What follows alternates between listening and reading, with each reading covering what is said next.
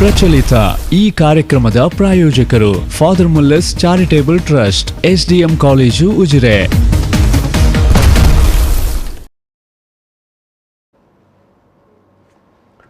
ನಮಸ್ಕಾರ. ವೇಫೋರ್ ವಿಶೇಷ ಕಾರ್ಯಕ್ರಮಕ್ಕೆ ಸ್ವಾಗತ. ಉಜಿರೆಯಲ್ಲಿ ಆದಿವಾಸಿ ಸಮುದಾಯದ ಮಹಿಳೆಯನ್ನು ನಡು ಬೀದಿಯಲ್ಲೇ ಬೆತ್ತಲೆ ಮಾಡಿದಂಥ ಪ್ರಕರಣ ನಡೆದು 4 ದಿನ ಆಯಿತು. ಇವತ್ತಿಗೆ 4 ದಿನ ಆದರೂ ಕೂಡ ಆರೋಪಿಗಳ ಬಂಧನ ಆಗಿಲ್ಲ. ಹಾಗಂತ ಆರೋಪಿಗಳೇನು ಊರು ಬಿಟ್ಟು ಕೂಡ ಹೋಗಿಲ್ಲ. ಆರೋಪಿಗಳು ಇನ್ನೂ ಕೂಡ ತಮ್ಮದೇ ಊರಿನಲ್ಲಿ, ಅದೇ ಉಜಿರೆಯ ಸುತ್ತಮುತ್ತ ರಾಜಾರೋಷವಾಗಿ ಸುತ್ತಾಡ್ತಾ ಇದ್ದಾರೆ. ಮಹಿಳೆಯನ್ನು ಏನು ಬೀದಿಯಲ್ಲಿ ಸಾರ್ವಜನಿಕವಾಗಿ ಬೆತ್ತಲುಗೊಳಿಸಿದ್ದು ಮಾತ್ರ ಅಲ್ಲ, ಆ ಇಡೀ ಘಟನೆಯನ್ನು ಮೊಬೈಲ್ನಲ್ಲಿ ವಿಡಿಯೋ ಶೂಟಿಂಗ್ ಮಾಡಿಕೊಂಡಿರುವಂಥದ್ದು, ಇಡೀ ದೃಶ್ಯವನ್ನು ವಿಡಿಯೋ ಶೂಟಿಂಗ್ ಮಾಡಿದ್ದು. ಅತ್ಯಂತ ಅಮಾನವೀಯವಾದಂಥ ಈ ಘಟನೆ, ಅದು ಕೂಡ ಒಂದು ಪರಿಶಿಷ್ಟ ಸಮುದಾಯದ ಮಹಿಳೆಯ ಮೇಲೆ ನಡೆದಂಥ ಘಟನೆ. ಇಡೀ ರಾಜ್ಯವೇ ತಲೆ ತಗ್ಗಿಸಬೇಕಾದಂಥ ಮತ್ತು ಅತ್ಯಂತ ವಿಷಾದನೀಯವಾದಂಥ ಘಟನೆ. ಈ ಘಟನೆ ನಡೆದು 4 ದಿನ ಆದರೂ ಕೂಡ ಆರೋಪಿಗಳನ್ನು ಅರೆಸ್ಟ್ ಮಾಡಲಿಕ್ಕೆ ಪೊಲೀಸರು ಹಿಂದೆ ಮುಂದೆ ನೋಡ್ತಾರೆ ಅಂತ ಹೇಳಿದ್ರೆ, ಈ ಆರೋಪಿಗಳ ರಕ್ಷಣೆಗೆ ನಿಂತವರು ಯಾರು ಅನ್ನುವಂಥ ಪ್ರಶ್ನೆ ಕೂಡ ಈಗ ಎದುರಾಗಿದೆ. ಈ ಘಟನೆಯ ಬಗ್ಗೆ ಏನಾಯಿತು ಆ ದಿವಸ ಮತ್ತು ಏನಾಗಲಿಕ್ಕೆ ಇದೆ, ಯಾಕಂತ ಹೇಳಿದ್ರೆ ಆರೋಪಿಗಳನ್ನು ಇನ್ನೂ ಕೂಡ ಅರೆಸ್ಟ್ ಮಾಡಿಲ್ಲ. ಇನ್ನೂ ಕೂಡ ಅರೆಸ್ಟ್ ಮಾಡದೆ ಹೋದರೆ ಸಂಘಟನೆಯವರು ಏನು ಮಾಡ್ತಾರೆ, ಎಲ್ಲ ವಿಚಾರಗಳ ಬಗ್ಗೆ ನಾವು ಇವತ್ತಿನ ಈ ಒಂದು ಮಾತುಕತೆಯಲ್ಲಿ ಮಾತಾಡಲಿಕ್ಕಿದ್ದೇವೆ. ಈ ಒಂದು ಮಾತುಕತೆಯಲ್ಲಿ ನಮ್ಮ ಜೊತೆಗೆ ಬೆಳ್ತಂಗಡಿಯ ಹಿರಿಯ ವಕೀಲರು ಮತ್ತು ಕಾರ್ಮಿಕ ಮುಖಂಡರಾಗಿರುವಂಥ BM ಭಟ್ ಅವರು, ಜೊತೆಗೆ ಈ ನೊಂದ ಮಹಿಳೆಯ ಸಹೋದರಿ ಅನಿತಾ ಅವರು, ಜೊತೆಗೆ ದಲಿತ ಹಕ್ಕುಗಳ ರಕ್ಷಣಾ ಸಮಿತಿಯ ಮುಖಂಡರಾಗಿರುವಂಥ ಈಶ್ವರಿ ಪದ್ಮಂಜ ಅವರು ಈ ಒಂದು ಮಾತುಕತೆಯಲ್ಲಿ ಭಾಗಿಯಾಗಿದ್ದಾರೆ. ನಾನು 3 ಮಂದಿಯನ್ನು ಕೂಡ ಈ ಒಂದು ಮಾತುಕತೆಗೆ ಸಮಸ್ತ ವೀಕ್ಷಕರ ಪರವಾಗಿ ಸ್ವಾಗತ ಮಾಡ್ತೇನೆ. ನಮಸ್ಕಾರ. BM ಭಟ್ ಅವರು ಕಾರ್ಮಿಕ ಮುಖಂಡರು, ಜೊತೆಗೆ ವಕೀಲರು ಕೂಡ. ಅದೇ ರೀತಿಯಾಗಿ ಅನಿತಾ ಅವರು, ನಾನು ಈಗಾಗಲೇ ಹೇಳಿದಂಥ ಏನು ಈ ಬೆತ್ತಲೆ ಪ್ರಕರಣಕ್ಕೆ ಒಳಗಾದಂಥ ಮಹಿಳೆ ಏನಿದ್ದಾರೆ ಅವರ ಸಹೋದರಿ, ಮತ್ತು ಈಶ್ವರಿ ಪದ್ಮಂಜ ಅವರು ದಲಿತ ಹಕ್ಕುಗಳ ರಕ್ಷಣಾ ಸಮಿತಿಯ ಮುಖಂಡರು. ಜೊತೆಗೆ ಈ ಒಂದು ಮಾತುಕತೆಯಲ್ಲಿ ನಮಗೆ ನಂತರದ ಬ್ರೇಕ್ ನಂತರ ಕಿರಣ್ ಪ್ರಭಾ ಅವರು, ಜನವಾದಿ ಮಹಿಳಾ ಸಂಘಟನೆಯ ರಾಜ್ಯ ಕಾರ್ಯಕಾರಿ ಸಮಿತಿ ಸದಸ್ಯೆ ಕಿರಣ ಪ್ರಭಾ ಅವರು ಕೂಡ ಜಾಯ್ನ್ ಆಗಲಿಕ್ಕಿದ್ದಾರೆ. ನಾನು ಈ ಘಟನೆಯ ಬಗ್ಗೆ ಒಂದಷ್ಟು ವಿಚಾರವನ್ನು ಈ ನೊಂದ ಮಹಿಳೆಯ ಸಹೋದರಿ ಅನಿತಾ ಅವರು ನಮ್ಮ ಜೊತೆಗಿದ್ದಾರೆ, ಅವ್ರ ಹತ್ರ ಕೇಳಲಿಕ್ಕೆ ಬಯಸ್ತೇನೆ. ಮೊದಲಾಗಿ ಇದು ಅನಿತಾ ಅವರೇ, ಏನು ನಡೆದಿತ್ತು ಆ ದಿವಸ? ಸರ್, 17 ತಾರೀಕಿಗೆ ನಾವೊಂದು ಮನೆ ಇದು ಮಾಡಿದ್ದೇವೆ. 17 ತಾರೀಕಿಗೆ ಮಾಡಿ ಅಲ್ಲಿ ಒಂದು ಸ್ವಲ್ಪ ಪ್ರಾಬ್ಲಮ್ ಆಯ್ತು. ಎದುರು ಪಾರ್ಟಿ ತುಂಬಾ ಪ್ರಾಬ್ಲಮ್ ಮಾಡಿದೆ. ಸರ್ಕಾರಿ ಜಮೀನಿ ಅದು ನಮಗೆ ಪಾಸ್ ಆದದ್ದು. ಅದಂದ್ರೆ ಗೌರ್ಮೆಂಟ್ ಮಿಸ್ಟೇಕ್ ಇಂದ 91 ನಮ್ಗೆ ರೆಕಾರ್ಡ್ಸ್ ಕೊಟ್ಟಿದೆ. 91 ನಲ್ಲೇ ನಮ್ಗೆ ಎಲ್ಲ ರೆಕಾರ್ಡ್ಸ್ ಆಗಿದೆ. ಮನೆ ಮಾತ್ರ ನಮ್ದಿರೋದು 76 ಅಲ್ಲಿ ಇದೆ. ಅದು ಗಣಪತಿ ದೇವಸ್ಥಾನ ಸರ್ವೆ ನಂಬರ್ ಅದು ಗಣಪತಿ ದೇವಸ್ಥಾನದವರಂದ್ರು ಇದು ನಮ್ಮ ಜಾಗ ಬಂದು ಬಿಡ್ತದೆ. ಹಾಗಾಗಿ ನೀವು ಅದರಲ್ಲಿ ನಿಮ್ಗೆ ಸಂಬಂಧಪಟ್ಟ ಜಾಗ ಯಾವುದು, ಸರ್ಕಾರಿ ಜಾಗಕ್ಕೆ ನಿಮ್ಗೆ RTC ಕೊಟ್ಟಿದ್ದಾರೆ, ಅದು ಜಾಗ ನೀವು ಯಾವುದಂತ ಹುಡುಕಿ ಅಮ್ಮ ಅಂತ ಹೇಳಿದ್ದಾರೆ. ಅದೇ ರೀತಿ ನಾವು ತಹಸೀಲ್ದಾರ್ ಹತ್ರ ಹೋಗಿ ನಮ್ದು ಜಾಗ ಯಾವ್ದು ಹುಡುಕಿ ಅಂತ ಕೊಡಿ ಅಂತ ಹೇಳಿದಕ್ಕೆ ಅವರೊಂದು ನೀವು ಅರ್ಜಿ ಕೊಡಿ ಅಂತ ಹೇಳಿ ಅರ್ಜಿ ಎಲ್ಲ ಕೊಟ್ಟಿದ್ದೇವೆ. ನಾವು ಅರ್ಜಿ ಎಲ್ಲ ಕೊಟ್ಟಾದ್ಮೇಲೆ ಸರ್ವೆ ಅವರು ಬಂದು ನಮ್ದು ಪಂಚಾಯತಿ ಅವರದ್ದು VAನು ಹೇಳಿದೆ ನಾವು, ಸರ್ ಉಜಿರೆ ಪಂಚಾಯತಿ VAಗೂ ಫೋನ್ ಮಾಡಿ ಹೇಳಿ, ಸರ್ ಇವತ್ತು ಸರ್ವೇಯರ್ ಬರ್ತಾರಂತೆ, ನೀವು ಬನ್ನಿ. ಇಲ್ಲಮ್ಮ ಸರ್ವೇಯರ್ ತೋರಿಸಿ ಹೋಗ್ತಾರೆ ಅಂತ ಹೇಳಿದ್ರು. ಆ ರೀತಿ ಈಗ ಇರುವ ಮನೆಯನ್ನು ಇದು 76 ಸರ್ವೆ ನಂಬರ್ ಬರ್ತಿದೆ, ನಿಮ್ಗೆ ಬರಲ್ಲಮ್ಮ, ಪಟ್ಟೆ ಜಾಗ ಬರುತ್ತೆ, ಅದು ಗಣಪತಿ ದೇವಸ್ಥಾನಕ್ಕೆ ಬರ್ತದೆ. ಹಾಗಾದ್ರೆ ಗೌರ್ಮೆಂಟ್ ಜಾಗ ಎಲ್ಲಿ ಉಂಟು, ನಾವು ನಮ್ದು ಸ್ವಲ್ಪ ಆಚೆ ಉಂಟು, ಅಲ್ಲಿ ತೋರಿಸಿದ್ದೇವೆ. ಹಾಗಾದ್ರೆ ಈ ಸರ್ವೆ ನಂಬರ್ ಎಷ್ಟು ಬರ್ತದೆ ಅಂತ ಸರ್ ಕೇಳಿದಕ್ಕೆ 91B ಬರ್ತದೆ, ನಿಮ್ಗೆ ಗೌರ್ಮೆಂಟ್ ಜಾಗ ಇದೇ ಬರುತ್ತೆ ಅಂತ ಹೇಳಿದ್ರು. ಆಮೇಲೆ ನಮ್ಮದು ಸ್ವಲ್ಪ ಬ್ಯಾಲೆನ್ಸ್ ಎಲ್ಲ ಕಮ್ಮಿ ಇತ್ತು, ಅದೊಂದು 15 ದಿವಸ ಮುಂಚೆ ಅವ್ರು ತೋರಿಸಿದ್ರು. ಆಮೇಲೆ 17ನೇ ತಾರೀಕಿಗೆ ನಮ್ಗೆ ಒಂದು ಅಮೌಂಟ್ ಸಿಗ್ಲಿಕ್ಕೆ ನಾವು ಶೆಡ್ ಹಾಕ್ಲಿಕ್ಕೆ ಹೋದ್ವಿ. ಅಲ್ಲಿ ಹೋದಾಗ ಆ ಮನೆ ಪಕ್ಕದಲ್ಲಿ ಒಂದು ಮನೆ ಉಂಟು, ಗುಲಾಬಿ, ಅದು ಎದುರು ಪಾರ್ಟಿ ಗುಲಾಬಿ ಅವರು ಬಂದ್ರು, ಹಿಡಿಕೊಂಡು ಎಲ್ಲ ಬಂದ್ರು ನಮ್ಗೆ ಹೊಡಿಲಿಕ್ಕೆ. ಅದು ನಾವು ಹೇಳಿದ್ವಿ, ನೋಡಿ ಅಮ್ಮ, ಇದು ನಮ್ಗೆ ಪಾಸ್ ಆದ ರೆಕಾರ್ಡ್ಸ್ ಉಂಟು, ಅದಕ್ಕೋಸ್ಕರ ಈಗ ನಿಮಗೆ ಪಾಸ್ ಆದ ಜಾಗ ಅನ್ನೋದಕ್ಕೆ ನಿಮಗೆ ದಾಖಲೆ ಪತ್ರ ಉಂಟು ಸರ್, ಉಂಟು, ಎಲ್ಲ ಉಂಟು, ಕೊಟ್ಟಿದ್ದಾರೆ. ಅಂದ್ರೆ ಅದು ಗವರ್ನಮೆಂಟ್ ಮಿಸ್ಟೇಕ್ ಮಾಡಿದೆ. ಅಂದ್ರೆ ನಮ್ಗೆ ಹೌದಾ? ಇದು ವಕೀಲರೇ, ಈಗ ಇವರಿಗೆ ಪಾಸ್ ಆದ ಜಾಗ ಅನ್ನೋದಕ್ಕೆ ದಾಖಲೆ ಪತ್ರ ಇದೆ. 94 CID ಇವರಿಗೆ ರೆಕಾರ್ಡ್ ಆಗಿದೆ. ಆದ್ರೆ ಏನಾಗಿದೆ ಅಂದ್ರೆ ಇವರು ಕೂತ್ಕೊಂಡ ಜಾಗ ಮಾತ್ರ ಪಟ್ಟ ಜಾಗ ಆಗಿತ್ತು. ಅದಲ ಬದಲಾಗಿದೆ ಅದಲ ಬದಲಾಗಿತ್ತು ಅಷ್ಟೇ. ಇವರ ಜಾಗ ರೆಕಾರ್ಡ್ ಆಗಿದೆ, ಎಲ್ಲ ಇದೆ. ಇಲ್ಲಿ ಇವರು ಕೂತ್ಕೊಳ್ಳಿಕ್ಕೆ ಬರುವಾಗ ಅದೊಂದು 2 ಎಕರೆ ಇದೆ ಅಲ್ಲಿ ಸರ್ಕಾರಿ ಭೂಮಿ, ಅದು ಎಲ್ಲವೂ ನನಗೆ ಬೇಕು ಅಂತ ಹೇಳುವಂಥದ್ದು ಒಂದು ವಿಭಾಗ ಹೊರಟು ಈ ಎಲ್ಲ ಘರ್ಷಣೆಗಳಿಗೆ ಕಾರಣ ಆದದ್ದು.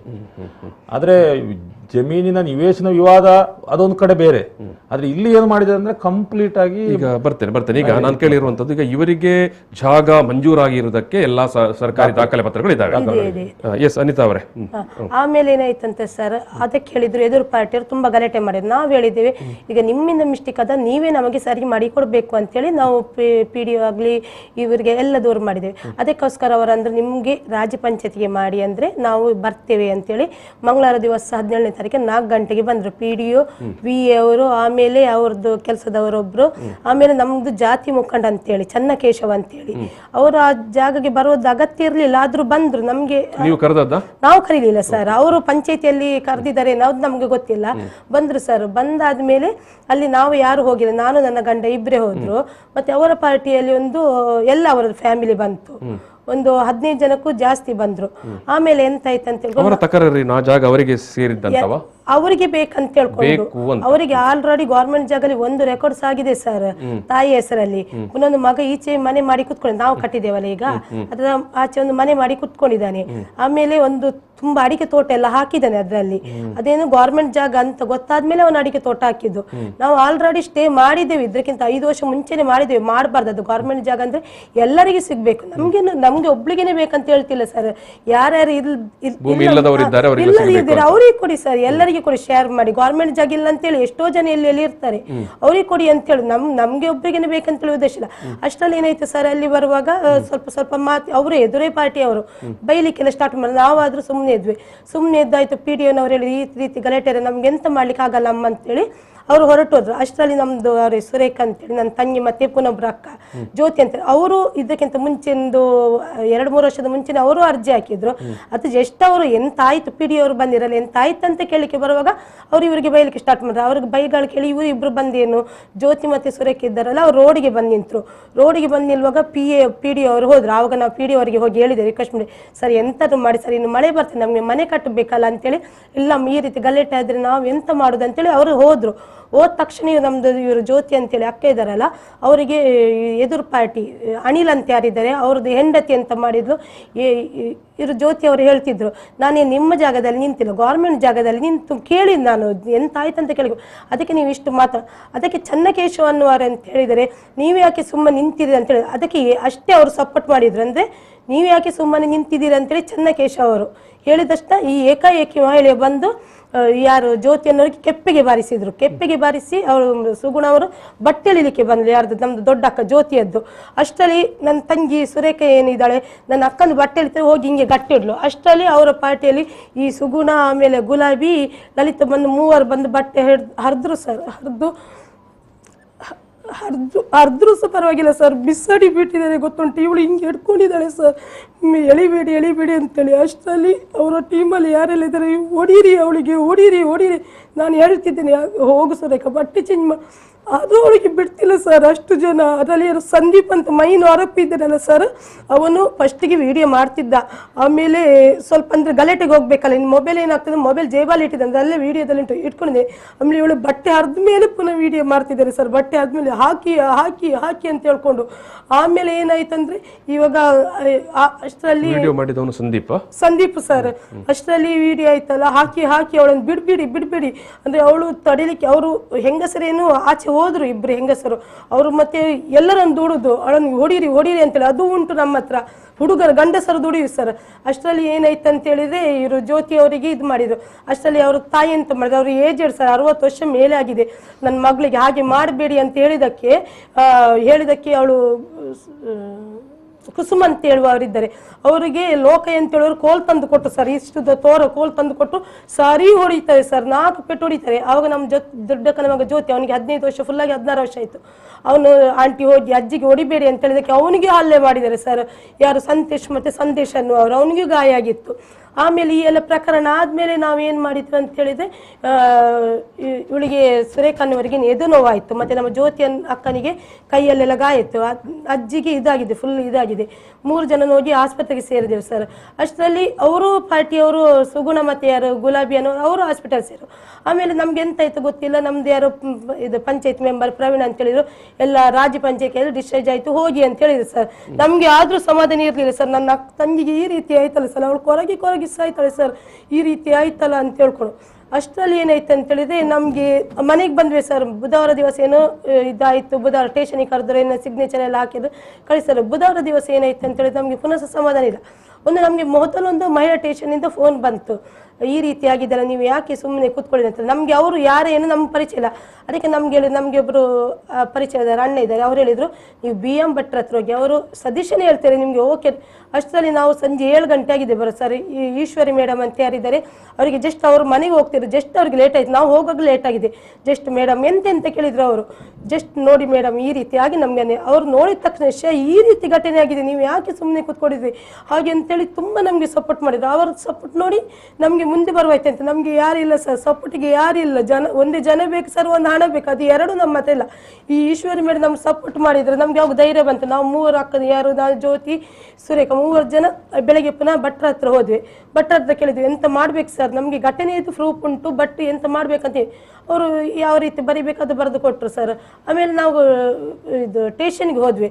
ಸ್ಟೇಷನಲ್ಲಿ ಅವರು ತುಂಬ ಹೇಳಿದ್ರು, ಅಂದರೆ ಈ ರೀತಿ ಕೇಸ್ ಇದು ಬರೆದಿದ್ದೀರಾ, ಎಲ್ಲ ಇದು ಮಾಡಿದ್ದೀರಾ, ಆಮೇಲೆ ಎಂತ ನಿಮಗೇನೆ ಪ್ರಾಬ್ಲಮ್ ಅಂದರೆ, ಇಲ್ಲ ಸರ್ ನಮಗೆ ಈಶ್ವರಿ ಮೇಡಮ್ ಸಪೋರ್ಟ್ ಇದ್ದಾರೆ, ನಾವು ಕೇಸ್ ಕೊಡ್ತೇವೆ ಅಂತ ಹೇಳಿದ್ರು.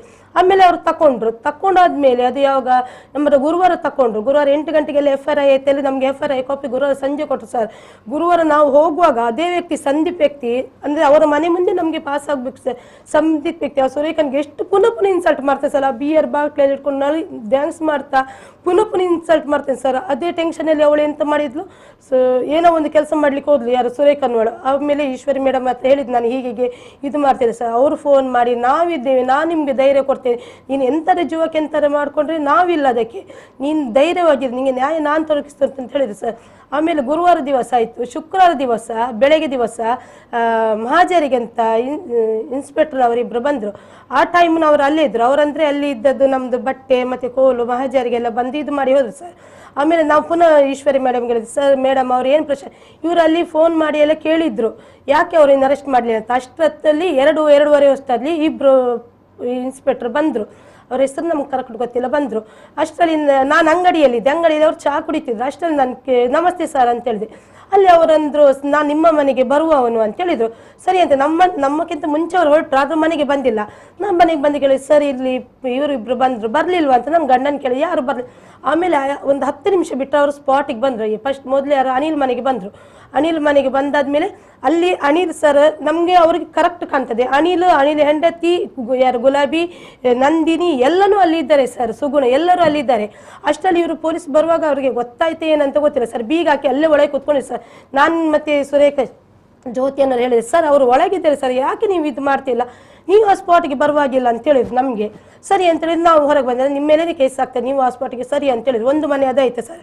ಅದೇ ಮುಂಚಿನ ಮನೆ ಇವರು ಲೋಕಯ್ಯ ಅವರ ಮಗ ಇಬ್ರು ಹಲ್ಲೆ ಮಾಡಿದ್ರು. ಅವ್ರು ಲಲಿತಾ ಅವರು ಬಟ್ಟೆ ಹರಿದು ಬಿಸಾಡುದು ಅವರೇ, ಅವರೂ ಅಲ್ಲೇ ಇದ್ದಾರೆ ಸರ್. ಲೋಕಯ್ಯ ಕಟ್ಟಿ ಕುಡಿತಾರೆ ಸರ್, ಅವರೇ ಅಂತ ಹೇಳ್ತಿದ್ದೀನಿ. ಅಲ್ಲಿನೂ ಆ್ಯಕ್ಷನ್ ತಗೊಳ್ಳಿಲ್ಲ ಸರ್. ಅಷ್ಟರಲ್ಲಿ ಪುನೊಂದು ಕುಸುಮ ಅಂತ ಹೇಳಿ ನಮ್ಮ ಅಮ್ಮನಿಗೆ ಹಲ್ಲೆ ಮಾಡಿದ್ರಲ್ಲ, ಅವರೂ ಅವರ ಗಂಡ ಅಲ್ಲೇ ಇದ್ದಾರೆ ಸರ್. ಗಂಡನ ಹತ್ರ ಒಂದು ಕೇಳ್ಬೋದಲ್ಲ ಸರ್, ನಿಮ್ಮ ಹೆಂಡತಿ ಎಲ್ಲಿದ್ದಾಳೆ ಅಂತ ಕೇಳ್ಬೋದಲ್ಲ, ಯಾವುದೇ ಆಕ್ಷನ್ ತಗೊಳ್ಳಿಲ್ಲ ಸರ್. ಇದರಲ್ಲಿ ಏನು ಅರ್ಥ ಸರ್, ನಾವು ಹೇಳ್ತಿದ್ದೇವೆ ಅಲ್ಲಿ ಇದ್ದಾರೆ ಸರ್, ನೀವು ಆಕ್ಷನ್ ತಗೊಳ್ಳಿ ಅಂತ ಯಾಕೆ ಇದು ಮಾಡ್ತಾರೆ. ಅಷ್ಟರಲ್ಲಿ ಹೇಳಿದ್ರು ಸುರೇಖ ಅವ್ರ ಹತ್ರ ಹೇಳಿದಂತೆ, ನೀವು ಹಾಕಿದ ಕೇಸ್ ದೊಡ್ಡ ಕೇಸು, ನಾವು ಅದರ ಮೇಲೆ ಇದು ಮಾಡ್ತೇವೆ, ಅವರಿಗೆ ಜೈಲಲ್ಲ ಅದಕ್ಕಿಂತ ಜಾಸ್ತಿ ಶಿಕ್ಷೆ ಆಗ್ತದೆ ಅಂತ ಹೇಳಿ ಸಮಾಧಾನ ಮಾಡಿ ಹೋಗ್ತಾರೆ.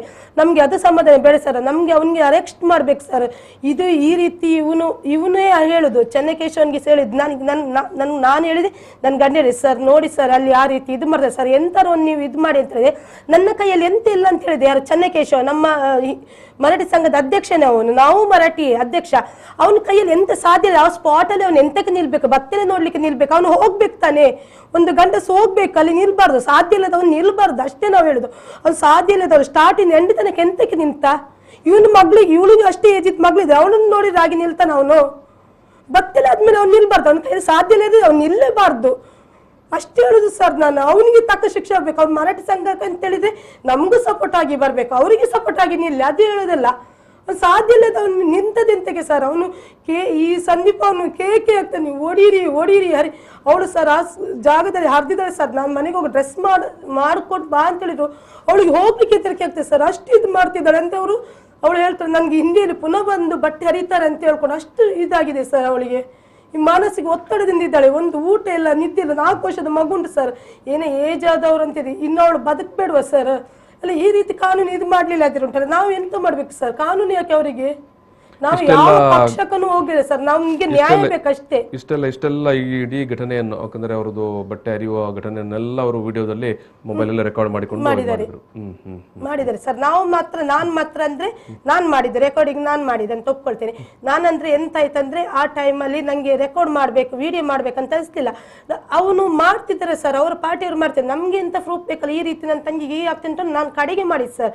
ಫಸ್ಟ್ ಇದು ವಿಡಿಯೋ ಯಾವುದಿಲ್ಲ, ಫಸ್ಟ್ ಇಂದ ಎಂಡ್ ತನಕ ಅವ್ರ ಹತ್ರ ಇದೆ. ಅದು ಆ ಸಂದೀಪ್ ಅನ್ನುವನೇನು ಸಪೋರ್ಟ್ ಮಾಡ್ತಾರೆ. ಒಬ್ರು ಕೋಲ್ ತಂದು ಕೊಡ್ತಾರೆ ಸರ್, ಒಬ್ರು ಹೇಳ್ತಾರೆ ಹೊಡೀರಿ ಬಡೀರಿ ಬಿಡಿ ಅಂತ. ಒಬ್ರು ಹೆಂಗಸರು ಸ್ಟಾಪ್ ಮಾಡಿದ್ರು ಗಂಡಸರು ದೂಡ್ತಾರೆ ಸರ್. ಅದೆಲ್ಲ ವಿಡಿಯೋದಲ್ಲಿ ಕರೆಕ್ಟ್ ಆಗಿದೆ, ಗಂಡಸರು ದೂಡ್ತಾರೆ.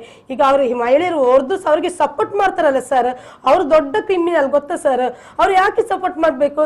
ಹಾಗೆ ನಾವು ಪೆಟ್ಟು ಗಲಾಟೆಗೆ ಹೋಗಿದ್ರೆ ನಾವು ಎಂತ ಹಿಡ್ಕೊಳ್ತಾ ಹೋಗಿ ನಮ್ಗೆ ಈ ಗಲಾಟೆ ಆಗುವ ವಿಷಯನೇ ಗೊತ್ತಿಲ್ಲ. ನಾವು ಜಸ್ಟ್ PDO ನಮ್ಮ ಸರ್ಕಾರಿ ಭೂಮಿ ಬಗ್ಗೆ ಅದು ಸರಿ ಸರ್. ಸರ್ಕಾರಿ ಭೂಮಿ ಬಗ್ಗೆ ಎಲ್ಲರಿಗೂ ನಾವು ಎಲೆಕ್ಷನ್ಗೆ ವೋಟ್ ಹಾಕ್ಲಿಕ್ಕೆ ನಮ್ಮ ಊರಿಗೇನೆ ಬರ್ಬೇಕು. ನಮ್ಗೆ ಒಂದು 9 ಸೆನ್ಸ್ ಜಾಗ ಕೊಡ್ಲಿಲ್ಲ, ಯಾವ ನ್ಯಾಯ? ಎಸ್ ಇದು ಈಶ್ವರಿ ಅವರೇ, ಈ ಘಟನೆ ಬಗ್ಗೆ ಎಷ್ಟು ದಿವಸ ಆಯಿತು, ಇನ್ನು ಕೂಡ ಆರೋಪಿಗಳದ್ದು ಅರೆಸ್ಟ್ ಆಗಲಿಲ್ಲ. ನೀವೀಗ ಅನಿತಾ ಅವರು ಹೇಳಿದರು, ಅವರಿಗೊಂದು ನೈತಿಕವಾದಂಥ ಸಪೋರ್ಟ್, ಬೆಂಬಲವನ್ನು ನೀವು ಕೊಟ್ಟರೆ, ಆ ಕಾರಣದಿಂದಾಗಿ ಅವರು ಪ್ರಕರಣವನ್ನು ದಾಖಲಿಸಲಿಕ್ಕೆ ಪೊಲೀಸ್ ಠಾಣೆಗೆ ಹೋಗ್ಲಿಕ್ಕೆ ಸಾಧ್ಯ ಆಯಿತು ಅಂತ. ಹೌದು ಸರ್, ಇದು ತಮಗೆಲ್ಲರಿಗೂ ಗೊತ್ತಿರೋ ಹಾಗೇನೆ ಇದು ನಾಗರಿಕ ಸಮಾಜ ಒಪ್ಪಿಕೊಳ್ಳೋ ವಿಚಾರನಲ್ಲ. ಅದು ಕೂಡ ದಕ್ಷಿಣ ಕನ್ನಡ ಜಿಲ್ಲೆ ಬುದ್ಧಿವಂತರ ಜಿಲ್ಲೆ ಮತ್ತು ವಿದ್ಯಾವಂತರ ಜಿಲ್ಲೆ ಅಂತ ನಾವು ಕರೆಸ್ಕೊಳ್ತಿದ್ದೇವೆ, ಹೆಗ್ಗಳಿಕೆನೂ ಕೂಡ ಇದೆ. ಆದರೆ ಇದು ಬೆಳ್ತಂಗಡಿ, ಅದು ಕೂಡ ನೋಡಿ ಈ ಹಿಂದಿನ ದಿನಗಳಲ್ಲಿ ಯಾವುದೇ ಇಂತಹ ಘಟನೆಗಳು ನಡೆದಿರೋದಿಲ್ಲ ಬೆಳ್ತಂಗಡಿಯಲ್ಲಿ. ಇದು ಪ್ರಥಮ ಬಾರಿಗೆ ನಡೆದಿರುವಂಥ, ಅದು ಕೂಡ ನಾವು ಏನು ಆಯ್ ತೆಗೆದ ತಕ್ಷಣ ನಾವು ಹಿಂದೂಗಳ ರಕ್ಷಕರು ಅಥವಾ ನಾವು ಯಾವ ಕಾರಣಕ್ಕೂ ಕೂಡ ಹಿಂದೂಗಳಿಗೆ ತೊಂದರೆ ಆಗಲಿಕ್ಕೆ ಬಿಡುವುದಿಲ್ಲ ಅಂತ ಹೇಳ್ತಾರೆ. ಆದರೆ ಇವರು ಹಿಂದೂಗಳಲ್ವಾ ಅನ್ನುವಂಥದ್ದು ನನ್ನ ಪ್ರಶ್ನೆ. ಯಾಕಂತ ಹೇಳಿದೆ, ಇದು ಈ ಒಂದೇ ಜಾತಿಯವರ ಆದಿವಾಸಿ ಮಹಿಳೆಯರ ಗಲಾಟೆ ಆಗಿರುವಂಥದ್ದು.